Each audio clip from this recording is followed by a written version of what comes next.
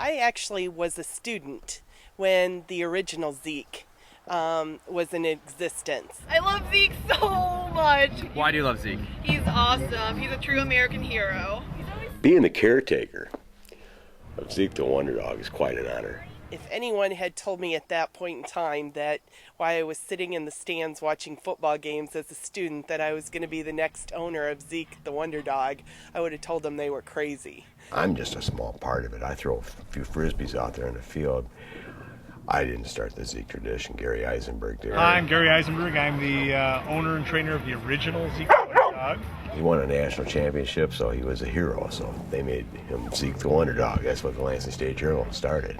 National semifinal world runner-up champion in 1977.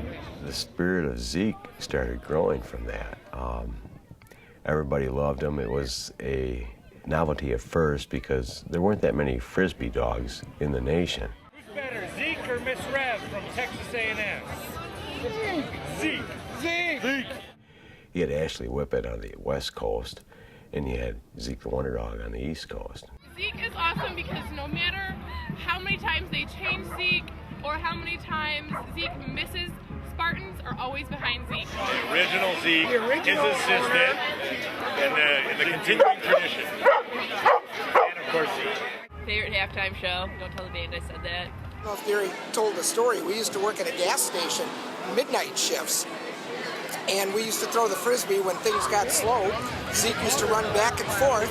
And one day he just jumped up and snatched the Frisbee out of the air. And we said, oh my God, did you see that? Students back then chant, Zeke, Zeke, Zeke. Zeke! Zeke! Yeah, that's Zeke the Wonder Dog. I love Zeke and go State! Woo! You know, people referred to Zeke as the best receiver, and it was kind of a shame because Gibby truly was the best receiver we had. Zeke! We love Zeke! I mean, he's cool. Yeah, he's probably the best. He catches Frisbee. He's really good at Frisbee. I don't own Zeke. I share time with Zeke. He's my best friend.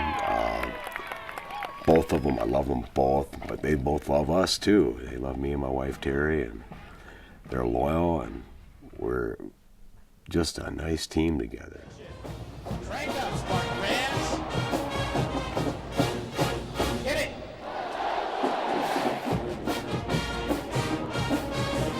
Now let's hear the rest of the stadium with that great. Okay, Saturday morning, game day. At 5 in the morning, I don't even need to set my alarm clock. At 5 o'clock in the morning, he starts barking. He wants his breakfast. Zeke knows when it's game day. And I water him up, let him run around the backyard a little bit, take care of things he needs to take care of. When he starts to see all the green and white come out and the Frisbees come out, he knows that it's game day. We pick our gear up. It's all packed the night before. Our goal is always to get there about 3 to 4 hours before game time. And we take off, preferably by 9 o'clock.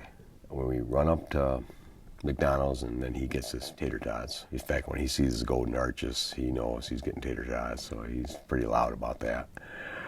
And then we stop off at the rest area and let him run, where I get him birdie. He gets a whiff of a couple birds out there, and it's fall, and the weather's just right, and the hormones. I mean, he just starts going nuts. And I want that in him. I know people think he's out of control when I walk at him, but that's because I put him in a state of mind where he's out of control. But he's going to have a lot of juice when he gets on the field, too.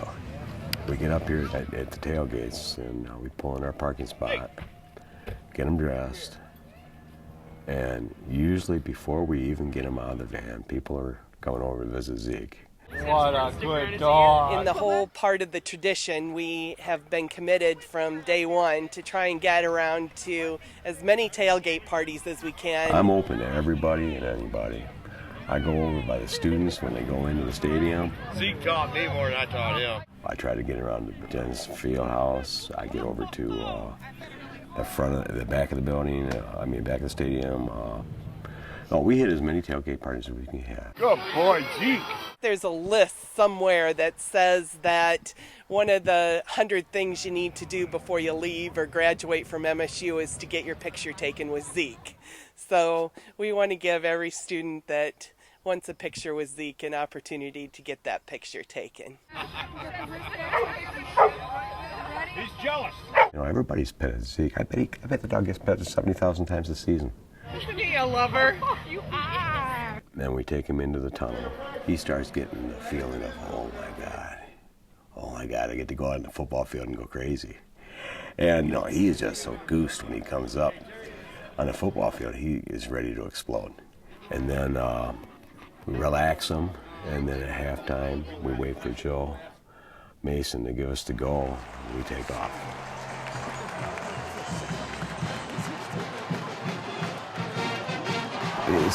It's not about me and Zeke, my wife and Zeke.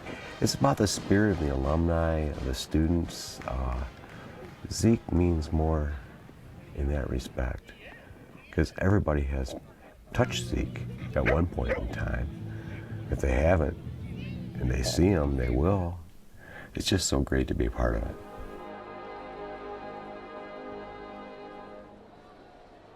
I actually had him trained on commands for whistle commands. And the Notre Dame band came in here one time, and I had a field command whistle that I used to bring him back in when he was out 50, 60 yards. And when you know, the band director for Notre Dame used that same whistle command that I used on Zeke to tell his band to sit. I don't know if he's got his band trained like Zeke. I don't know, but hey, it was the same command, because Zeke too took off for the band director. He thought my wife was over there giving him a command to come in out of the field, and he ran right to the band director during a game, during a halftime. Yeah, that was pretty embarrassing. Mark Hollis had a few words to me about that, make sure that don't happen again. So I don't use whistle commands anymore.